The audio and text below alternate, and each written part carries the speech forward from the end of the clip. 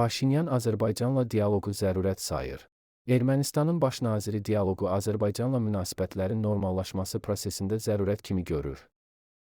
Yeni Sabah Armenpress'te istinadla xəbər verir ki, Nikol Paşinyan Azərbaycanlı və erməni ekspertlərin Bakı və İrəvana qarşılıqlı səfərlərini xatırladıb.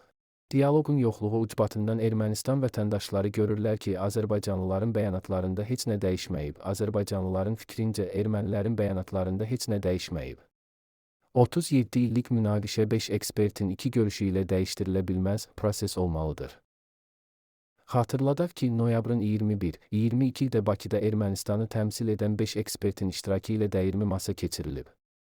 Bir neçə həftə əvvəl İrəvanda Azərbaycanlı ekspertlərin iştirakı ilə analoji müzakirə keçirilib. 27 ölkə Rusiyaya müharibə elan edəcək, Kreml şokda. Rusiya-Ukrayna cəbhəsində ciddi uğurlar qazansa da çox narahat görünür.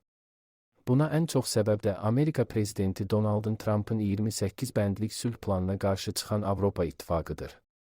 Hətta Kremldən gələcəkdə Rusiya-Avropa İttifaqı savaşının baş verə biləcəyinin anonsları da verilməkdədir.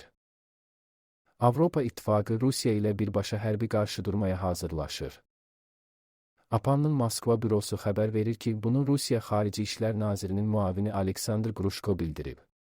O qeyd edib ki, NATO ölkələrinin və ona tabe olan Avropa Birliyinin hərbi inkişaf siyasətinin əsas istiqaməti onların iqtisadiyyatlarını, infrastrukturunu, logistikasını, cəmiyyətlərini və hərbi təşkilatlarını Rusiya ilə birbaşa silahlı münaqişəyə hazırlamaqdır. Məlumat üçün bildirək ki, Aİ-yə daxil olan üzv dövlətlərin sayı 27-dir. Bu isə o anlama gəlir ki, bu sayda ölkə Rusiyaya qarşı döyüşə bilər. Rusiya bu açıqlamalarla əslində iki əsas narahatlığı ortaya qoyur. Birincisi, Avropa İttifaqının və NATO'nun hərbi modernizasiya proqramları artıq Moskvanın regional üstünlüyünü zəiflədən real təhlükəyə çevrilib. Xüsusilə Almaniya, Polşa və Skandinaviya ölkələrinin sürətli silahlanması Rusiyanın strateji balansını dəyişdirir və Kremlin uzunmüddətli planlarını çətinləşdirir. İkincisi, Moskva qorxur ki, Qərbin hərbi infrastrukturu və logistika şəbəkələrinin genişləndirilməsi Ukraynadan sonra mümkün növbəti qarşıdurmada ön cəbhə hazırlığı rolunu oynaya bilər. Rusiya anlayır ki, Qərb artıq təkcə Kiyevi silahlandırmaqla kifayətlənmir, özünü də potensial böyük müharibəyə uyğunlaşdırır.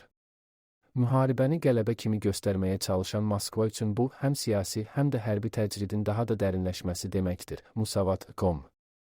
Müharibə bu zaman dayanacaq, Putin açıqladı. Rusiya Ukraynaya qarşı hərbi əməliyyatları onun öz qoşunlarını geri çəkəcəyi halda dayandıracaq. Yeni Sabah xəbər verir ki, bunu Rusiya prezidenti Vladimir Putin Qırğızstanda KTMT sammitinin yekunlarına dair mətbuat konfransında bildirib.